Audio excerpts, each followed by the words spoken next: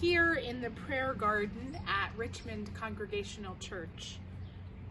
I invite you to join me in hearing these words from the Gospel of Mark, as Jesus prays in the garden at Gethsemane. From Mark 14, starting chapter 30, verse 32. They went to a place called Gethsemane, and he said to his disciples, "Sit here while I pray." He took with him Peter and James and John, and began to be distressed and agitated. And he said to them, "I am deeply grieved, even to death. Remain here and keep awake." And going a little farther, he threw himself on the ground and prayed that, if it were possible, the hour might pass from him. He said, "Abba, Father, for you all things are possible. Remove this cup from me. Yet not what I want, but what you want." He came and found them sleeping, and he said to Peter, "Simon, are you asleep? Could you not stay awake 1 hour? Keep awake and pray that you may not come into this time of trial. The spirit indeed is willing, but the flesh is weak." And again he went away and prayed, saying the same words.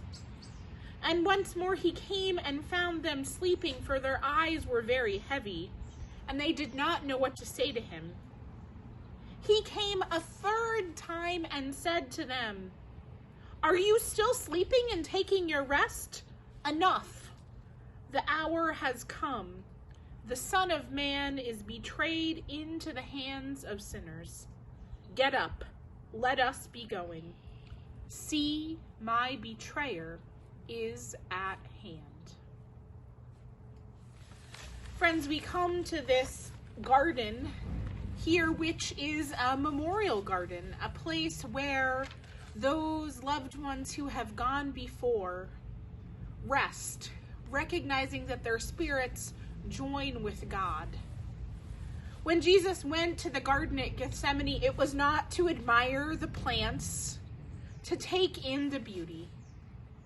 There, in the midst of the green, Jesus had a deep moment of grief. Grief at what was coming. Grief that he knew he could not stop. He asked God, "God, take this cup from me.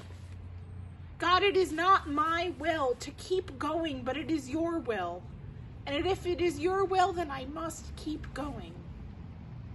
Friends, in the midst of this Holy Week, when so much happening in our world weighs down on our hearts, Jesus asks us to keep awake, to watch and wait with him, to not fall asleep, to not turn our eyes away from the things that are difficult to see and difficult to hear, to not be like ostriches with our head in the sand, to not put our noise-canceling headphones on, but to look at the world around us, to see what is challenging, to see what is not easy to see, what is not easy to hear, and to bear witness that God's love is deeper, God's love is stronger, that God's presence is present even in these difficult circumstances.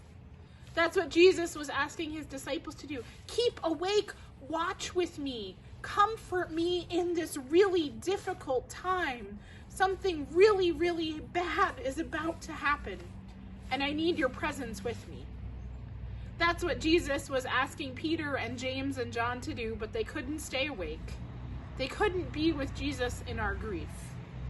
So friends, this Holy Week, may we be where there is grief.